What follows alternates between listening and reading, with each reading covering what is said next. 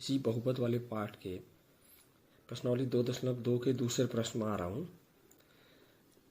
यह प्रश्न जो है, एक द्विघात बहुपद ज्ञात कीजिए जिसके शून्यकों का योग तथा गुणनफल क्रमशः दी गई संख्याएं हैं। हमें इस प्रश्न में पहले द्विघात बहुपद के दो शून्यक होते हैं, उन दोनों शून्यकों का योग भी दिया हुआ है पहला, और बाद में उनका गुणनफल भी दिया हुआ है। तो हमें द्विघात बहुपद ज्ञात करनी है। तो वैसे जनरल रूप में सामान्यतया हम द्विघात बहुपद क्या लेते हैं, क्या मानते हैं, ax² + bx + c, और उसके दो शून्य हमने अगर मान लिया अल्फा और बीटा हैं, तो कल मैंने आपको बताया था अल्फा प्लस बीटा बराबर होता है -b/a, मतलब -x का गुणांक बट्टे x² का गुणांक। ऐसे ही गुणनफल होता है दोनों शून्यकों का अल्फा इंटू बीटा बराबर c/a, मतलब अचर पद अपॉन x² का गुणांक। तो बच्चों चलो पहला खंड देखते हैं इसका। पहला खंड में द्विघात बहुपद के दोनों शून्यकों का योग दिया है 1/4 1/4, और शून्यकों का गुणनफल वो दिया है -1। तो बच्चों शुरुआत वहीं से करेंगे हम। माना द्विघात बहुपद हमने मान ली ax² + bx + c, और इस द्विघात बहुपद के दो शून्यक हमने अल्फा और बीटा ले लिए। ठीक, तो अब प्रश्न में क्या दिया हुआ है, हमें दोनों शून्यकों का योग दिया है 1/4। तो अल्फा प्लस बीटा हमें दिया है 1/4, लेकिन अल्फा प्लस बीटा किसके इक्वल होता है, -b/a। तो हमने -b/a को इक्वल टू 1/4 रख दिया। ठीक है, अब यहाँ पर जैसे हम लेते हैं व्युत्क्रम अनुपात लेते हैं, तिरछा अनुपात लेते हैं, व्युत्क्रम अनुपात मतलब, तो बजगुणन अनुपात, उस रूप में हमने क्या किया, -b के अपॉन में 1 ले आए राइट साइड के अंश वाले को, और लेफ्ट साइड के हर को राइट साइड में अंश में ले गए। तो यह आ गया हमारा या -b/1 = a/4। और माइनस अगर ऊपर आ रहा था उसको हम अंश में आ रहा था उसको हम हर में लिख सकते हैं, या इसको हमने लिख दिया b/-1 = a/4। तो हमारी ये पहली इक्वेशन बन गई। अब हम आते हैं दूसरी चीज़ पर। हमें यहाँ पर दोनों शून्यकों का गुणनफल दिया था -1, अर्थात अल्फा इंटू बीटा बराबर -1, लेकिन अल्फा इंटू बीटा जो होता है c/a के इक्वल होता है। तो c/a = -1। हमने क्या किया, -1, जैसे पहली क्वेश्चन हम देख रहे हैं a/4 आया है, तो यहाँ भी हम a/4 लाना चाहेंगे, लेकिन a को पहले हम राइट साइड अंश में ले जाएंगे। ठीक है, और (4) करने के लिए -1 को हम एक काम कर रहे हैं, -1 को हमने 4 से मल्टीप्लाई भी कर दिया, 4 से डिवाइड भी कर दिया। तो हम इसको लिख सकते हैं राइट हैंड साइड में c/a = -1 को 4 से गुणा किया -4, अपॉन में कुछ नहीं था 1 था, तो 1 को 4 से गुणा अपॉन 4, अपॉन 4 बनाने के लिए ये किया हमने। अब हम लेफ्ट साइड के हर को राइट साइड अंश में ले जाएंगे, ठीक, और राइट साइड के अंश को लेफ्ट साइड में हर में ले आएंगे। तो c के अपॉन में -4 आ जाएगा, और a उधर -4 की जगह चला जाएगा, a/4। ये इक्वेशन नंबर 2 आ गई, c/-4 = a/4। अब हम दोनों इक्वेशनों को देखें, पहली और दूसरी इक्वेशन में। तो पहली इक्वेशन में a/4 की वैल्यू b/-1 के इक्वल है, और सेकंड इक्वेशन में a/4 की वैल्यू c/-4 के इक्वल है। तो इसका मतलब a/4 जो है b/-1 के भी इक्वल है, c/-4 के भी इक्वल है। तो समीकरण 1 और 2 से a/4 = b/-1 = c/-4। अब जो अपॉन में आ रही है इनकी वैल्यूज आ रही हैं बच्चों, अर्थात a = 4, b = -1 और c के नीचे -4 आया है, तो c = -4। अब हमारी जो द्विघात बहुपद हमने मानी थी ax² + bx + c, वहाँ a b c की वैल्यू पुट कर देते हैं। a की जगह a की वैल्यू, b की जगह b की वैल्यू, c की जगह c वैल्यू, तो हमारा बहुपद आ जाएगा। तो हमारे द्विघात बहुपद बराबर आ गया, a की जगह हमने 4 रख दिया इंटू x² प्लस b की जगह -1 रखा ब्रैकेट में इंटू x, प्लस c की जगह ब्रैकेट में -4 रख दिया। तो हमारा द्विघात बहुपद आ गया 4x² - x - 4। बच्चों मैं इसी प्रश्न का सेकंड पार्ट ले रहा हूँ। सेकंड पार्ट में हमें दोनों शून्यकों का योगफल √2 दिया है, और शून्यकों का गुणनफल 1/3 दिया है। पहले हम योगफल देखते हैं। अल्फा प्लस बीटा बराबर √2, alpha plus beta minus B upon A के इक्वल होता है, तो minus B upon A is equal to √2। साथ ही पहले मैं यहाँ पर अल्फा इंटू बीटा की वैल्यू कितनी है देख लेते हैं। Alpha into beta is equal to 1/3। Alpha into beta को सी अपॉन ए कहते हैं, तो C upon A is equal to 1/3। लेकिन बच्चों अब देखते हैं minus B upon A is equal to √2 आ रहा है, वहाँ अपॉन में 3 नहीं है, जबकि C upon A is equal to 1/3 आ रहा है। हम ए को अगर राइट साइड अंश में ले जाएंगे और राइट साइड के अंश को लेफ्ट साइड हर में लाएंगे तो ए अपॉन 3 हो जाएगा। तो यहाँ भी हमें पहली इक्वेशन में भी ए के अपॉन 3 चाहिए। अब जैसे हम अभी कुछ नहीं है हमारे पास, √2 के नीचे अगर हम 1 रखें तो √2/1 होगा है, तो 3 से हम अंश को भी गुणा कर लेते हैं, 3 से हर को भी गुणा कर लेते हैं राइट साइड में, तब अपॉन में हमारा 3 आ जाएगा। तो minus B upon A is equal to 3 into √2/3। अब हमने क्या किया, ए को राइट साइड अंश में ले गए और राइट साइड के अंश को लेफ्ट साइड में हर में ले आएंगे, तो minus B upon 3√2 is equal to A upon 3 question number, अभी क्वेश्चन नहीं आई सॉरी, माइनस को जो है हर में लिखेंगे, b upon minus 3√2 is equal to A upon 3 question number first.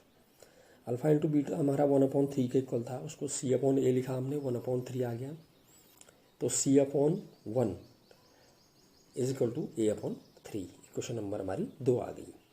अब समीकरण 1 और 2 में देख रहे हैं, ए अपॉन 3 की वैल्यू बी अपॉन माइनस 3√2 के इक्वल भी है और सी अपॉन 1 के भी इक्वल है, तो A upon 3 is equal to B upon minus 3√2 is equal to C upon 1। तो यहाँ पर ए बराबर 3, बी बराबर माइनस 3√2 और सी बराबर 1, तो इसलिए हमारा द्विघात बहुपद हो जाएगा। हम ए बी सी की वैल्यू पुट कर देंगे x² plus B X plus C में, तो is equal to 3 into x² plus bracket में minus 3√2 into X plus 1 is equal to 3x² minus 3√2x plus 1। बच्चों अब थर्ड पार्ट बताता हूँ मैं इसका। थर्ड पार्ट जो है उसमें इसलिए ले रहा हूँ क्योंकि यहाँ पर दोनों शून्यों का योगफल 0 और गुणनफल √5 दिया हुआ है। तो बच्चों बात तो वही है, alpha plus beta is equal to हमें 0 दिया है, 0 दिया है। Alpha plus beta minus B upon A के इक्वल होता है, तो हमने इसको लिख दिया minus B upon A is equal to 0। 0 के अपॉन में कुछ नहीं है या कोई संख्या के अपॉन में कुछ नहीं है, तो हमने 1 लिख दिया, minus B upon A is equal to 0/1। अब फिर वही लेफ्ट साइड के हर को राइट साइड अंश में ले गए, राइट साइड अंश को लेफ्ट साइड हर में ले आए, तो minus B upon 0 is equal to A upon 1। अब 0 को हम अपॉन में लिखेंगे तो b upon minus 0 is equal to A upon 1। 0 न प्लस का होता है ना माइनस का, तो हम सीधे कोई चिन्ह नहीं लगाएंगे अब 0 के आगे, तो b upon 0 is equal to A upon 1, ये क्वेश्चन नंबर फर्स्ट। दोनों शून्यों का गुणनफल दिया है अल्फा इंटू बीटा, तो alpha into beta is equal to √5। Alpha into beta C upon A के इक्वल होता है, C upon A is equal to √5। √5 के अपॉन में कुछ नहीं, 1 लिख दिया। फिर हमने सी के अपॉन में √5 ले आए और ए के अपॉन में 1 हो गया, तो ये समीकरण नंबर 2 आ गई। तो ए अपॉन 1 की वैल्यू बी अपॉन 0 के इक्वल भी है, सी अपॉन √5 के इक्वल भी है। तो समीकरण 1 और 2 से A is equal to A upon 1 is equal to B upon 0 is equal to C upon √5। तो यहाँ पर ए बराबर 1 आ गया, बी बराबर 0 आ गया, सी बराबर √5 आ गया। अब हम ए बी सी की value ax² plus B X plus C में रख देंगे, तो हमारी द्विघात बहुपद आ जाएगी। द्विघात बहुपद बराबर आ गई 1 into x² plus 0 into X plus √5। तो अब यहाँ पर 0 इंटू एक्स तो 0 हो जाएगा, तो 1 इंटू x² आ गया प्लस अचर पद बच गया √5। ये हमारी द्विघात बहुपद बन गई x² प्लस √5। बच्चों इसी क्रम में मैं अब आपको विभाजन एल्गोरिथम के बारे में बता रहा हूँ। विभाजन एल्गोरिथम आपने 7th 8th छोटी कक्षा में पढ़ी हुई है। भाज्य बराबर भाजक गुणा भागफल धन शेषफल, या इसको अंग्रेजी में इस तरह से कहते हैं, dividend is equal to divisor into quotient plus remainder. बच्चों यहाँ पर हम अब इसको बहुपद के रूप में px, gx, qx और rx के रूप में लिखेंगे, इतना ही अंतर है। यदि px और gx कोई दो बहुपद हैं जहां पर gx 0 नहीं होना चाहिए, तो हम दो अन्य बहुपद qx और rx इस प्रकार प्राप्त कर सकते हैं कि px बराबर gx into qx plus rx। यहाँ पर px जो है भाज्य है, gx भाजक है, qx भागफल है, rx रिमाइंडर है। यहाँ पर बच्चों आर एक्स बराबर 0 है, या हम कह सकते हैं आर एक्स की घात जी एक्स की घात से छोटी है। तो जब भी हमारी शेषफल की घात छोटी आ जाती है जिससे हम भाग दे रहे हैं भाजक से, तो वो हमारा शेषफल कहलाता है। इसे विभाजन एल्गोरिथम कहते हैं। बच्चों इसी विभाजन एल्गोरिथम पर आधारित है हमारी प्रश्नावली 2.3। इसका मैं पहला प्रश्न, उसका पहला खंड आपको बता रहा हूँ, ध्यान दीजिएगा। इसमें हमें दिया है प्रश्न, विभाजन एल्गोरिथम का प्रयोग करके निम्न में पी एक्स को जी एक्स से भाग देने पर भागफल तथा शेषफल ज्ञात कीजिए।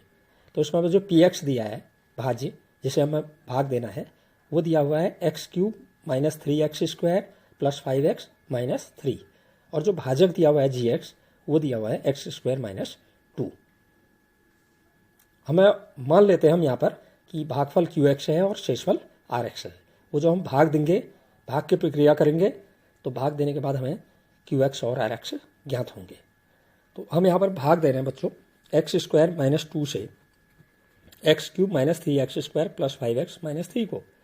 यहाँ जो भाज्य में पहला पद है हमारा x की घात 3 है, x³ है, जबकि भाजक का पहला पद हमारा x² है, x की घात 2 है। तो हमें भागफल में ऐसा पद लेना है जिससे भाजक के पहले पद को गुणा करके भाज्य का पहला पद मिल जाए। मतलब x² को हम किससे गुणा करें कि हमें x³ मिल जाए, वही पद हम भागफल में लिख देंगे। तो भागफल में क्या लेंगे बच्चों, यहाँ पर हम x, जब हम x से भाजक के x² को मल्टीप्लाई करेंगे तो x³ अपने आप ही आ जाएगा। तो x हमने भागफल में ले लिया। जब भागफल में x लिया, उससे हमने भाजक के दोनों पदों को गुणा किया। x से x² को गुणा किया, x³ आ गया, x³ के नीचे x³ लिख दिया हमने। उसके बाद हमने x से -2 को मल्टीप्लाई किया तो -2x आया। तो बच्चों हम ऊपर लाइन में 5x के नीचे 2x लिखेंगे, सजातीय पदों को सजातीय पदों के नीचे लिखेंगे। उसके बाद हम घटाने की क्रिया करते हैं भाग देने में। तो घटाने में बीजगणित में नीचे वाली लाइन के, नीचे वाली पंक्ति के चिन्ह बदल जाते हैं। x³ माइनस का हो जाएगा और 2x प्लस का हो जाएगा। तो x³ कट जाएंगे, एक प्लस का एक माइनस का है। अब हमारे पास जो बचा शेष वो बच गया माइनस का 3x² प्लस 7x हो गए बच्चों, क्योंकि ऊपर 5x प्लस का था और चिन्ह बदलने पर 2x भी प्लस का हो गया है, तो प्लस के 7x हो गए और लास्ट में -3 बच रहा है। तो ये हमारा फिर बच गया है। अब हम देख रहे हैं यहाँ पर हम पहला पद अब जो आ रहा है बचा हुआ वो माइनस का 3x²। तो अब हम भाजक के x² को ऐसे पद से गुणा करेंगे कि माइनस का 3x² हमारे पास आ जाए। तो हमने भागफल में माइनस का 3 ले लिया। माइनस के 3 से भाजक को मल्टीप्लाई करेंगे दोनों पदों को, -3 से x² को मल्टीप्लाई किया, माइनस का 3x² आ गया। -3 से -2 को मल्टीप्लाई किया, प्लस का 6 आया। तो इसको हम अचर पद के नीचे -3 के नीचे लिखेंगे +6 को। फिर हमने लाइन खींची, घटाने पर फिर नीचे वाली लाइन के चिन्ह बदल जाएंगे। पहला वाला जो है माइनस का 3x² वो प्लस का हो जाएगा और अंतिम पद प्लस का जो 6 है वो माइनस का हो जाएगा। फिर हम -3x² को +3x² से कट कर देंगे।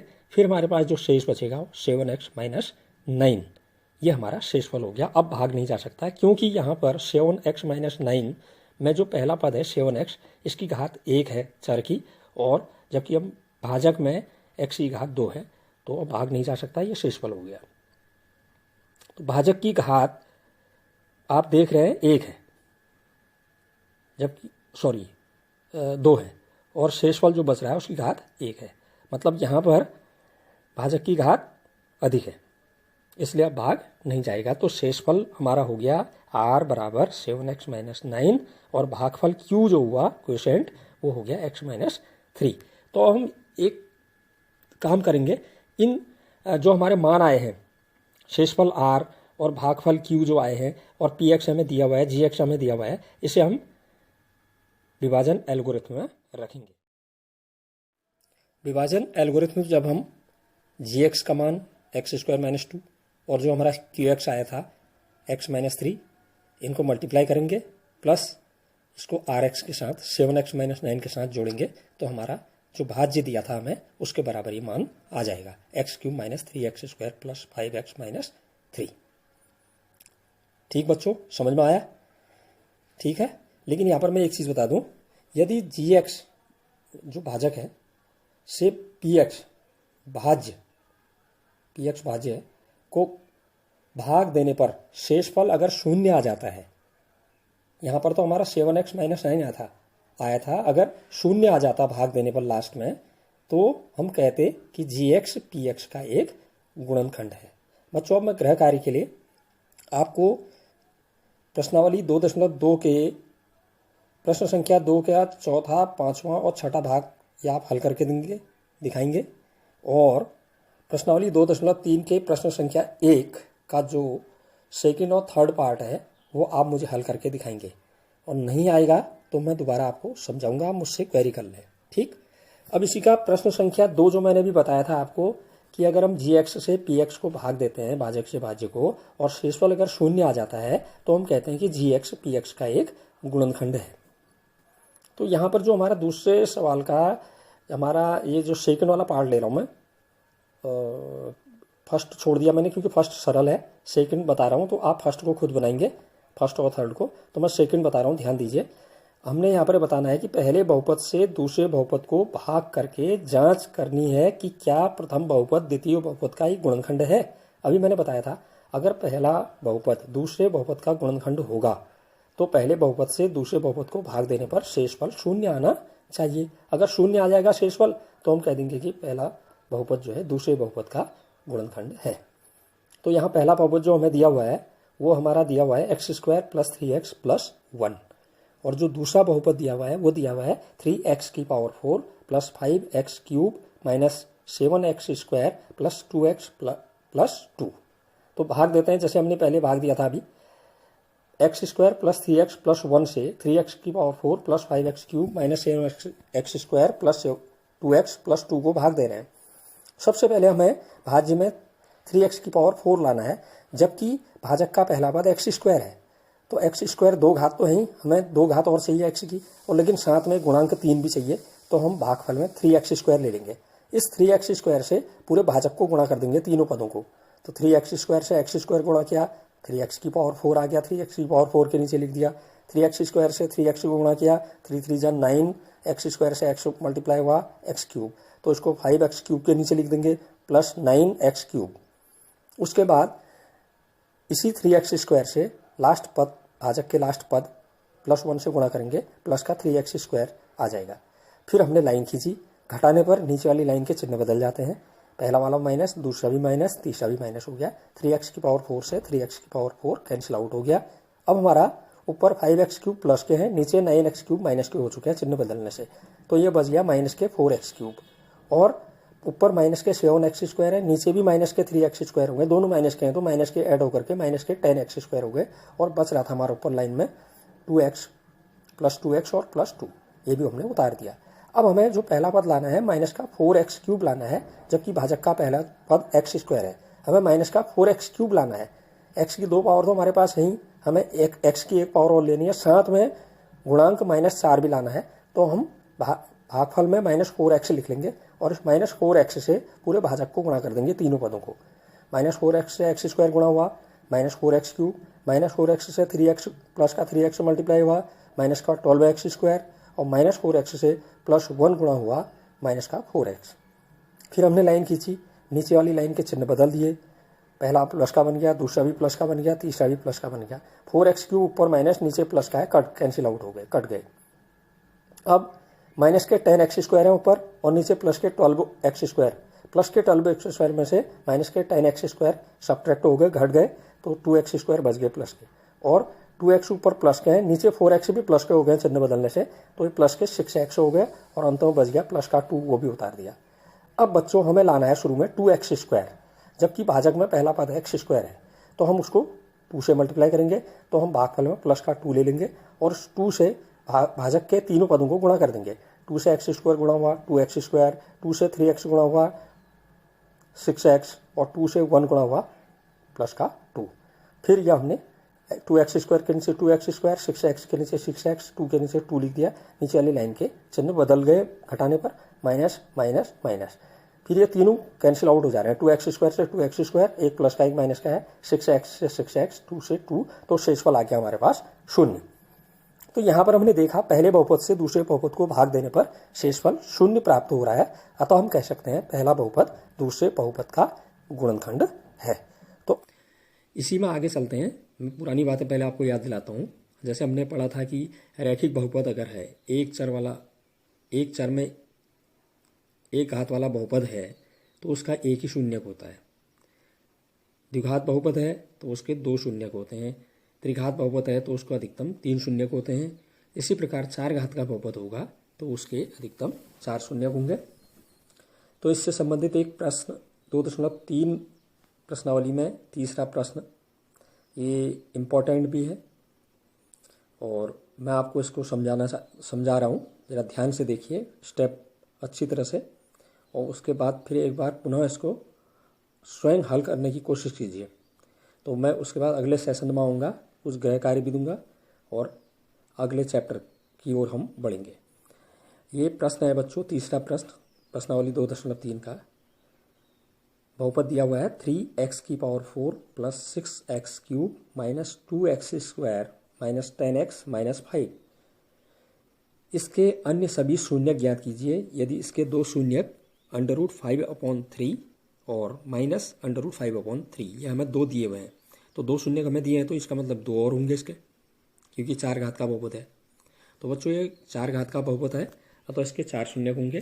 2 शून्यक हमें ज्ञात हैं अतः हमें 2 शून्यक और ज्ञात करने हैं।